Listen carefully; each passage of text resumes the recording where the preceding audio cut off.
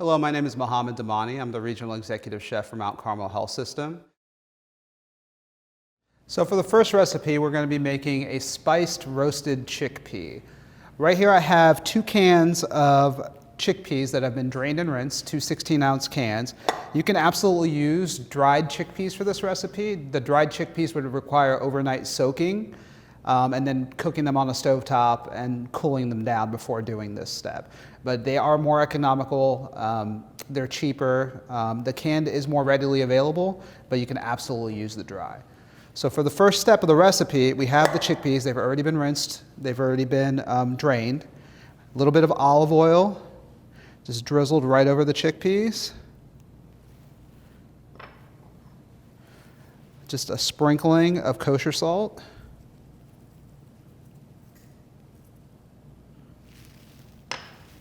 We're going to give those a good thorough mix.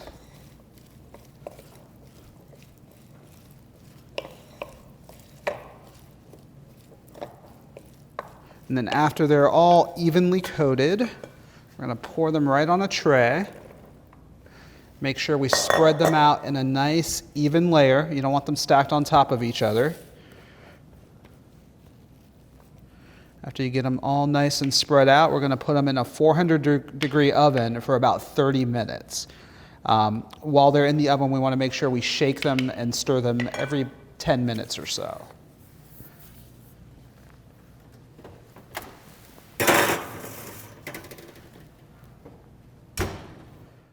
While the chickpeas are roasting, we're going to get together a spice rub to be coated on top of the chickpeas after they come out of the oven. Over here I have 2 teaspoons of black pepper, 3 teaspoons of sugar, 1 teaspoon of cumin, 1 teaspoon of cinnamon, 1 teaspoon of ginger, 2 teaspoons of smoked paprika, and 2 teaspoons of turmeric. We're going to pour all these spices into a clean, dry bowl.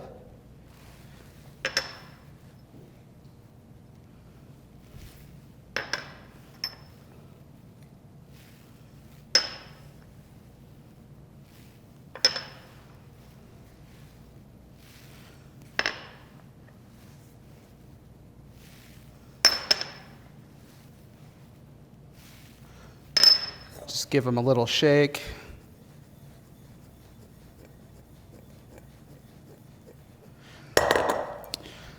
We're also going to need, when the chickpeas come out of the oven, to add the zest of 1 lime and the juice of 1 lime.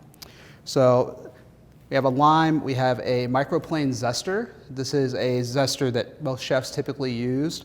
It just gets scraped right across the lime, and the zest will just fly off and collect in the little receptacle there. You want to make sure you get all the way around the lime, making sure not to get your fingers. This microplane zester is very sharp. It has many, many tiny razor-like blades, so you just want to be careful when you're using it.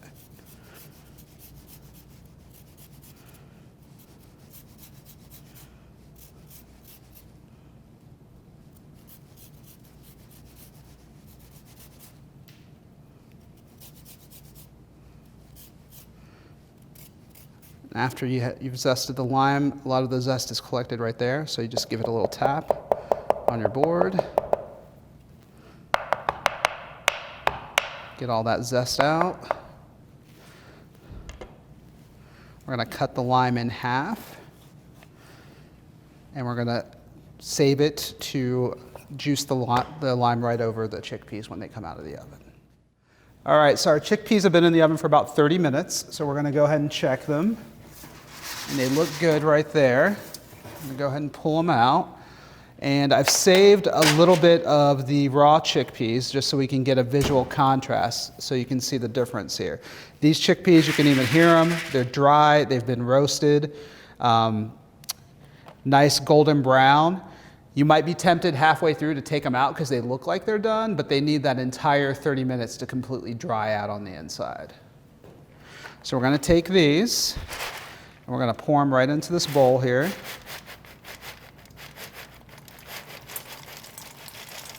Got our spice mix in there.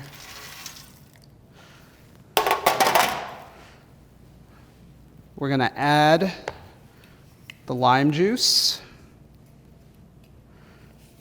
right on top there.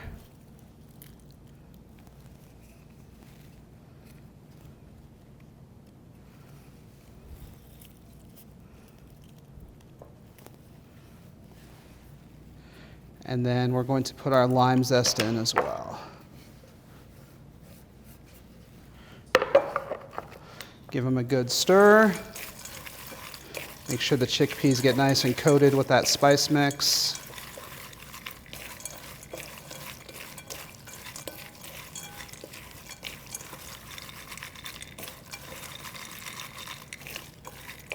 And then we're actually going to put these back on the tray with the lime zest, lime juice, and spice mix.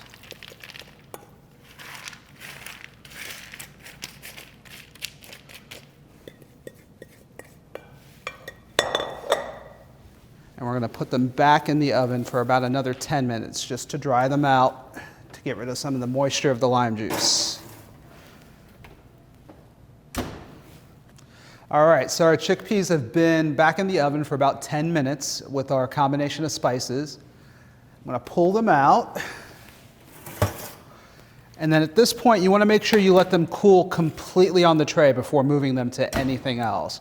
If you move them while they're hot, steam can build up. It can affect the crunchiness. You want to just make them completely cool and dry before you move them. After you get them cool and dry, you can put them in a Ziploc bag. One of the things to keep in mind with the spices of this recipe, we use quite a bit. You can leave out any spice that you don't like in this recipe. You can also substitute the spice with any spice of your choice.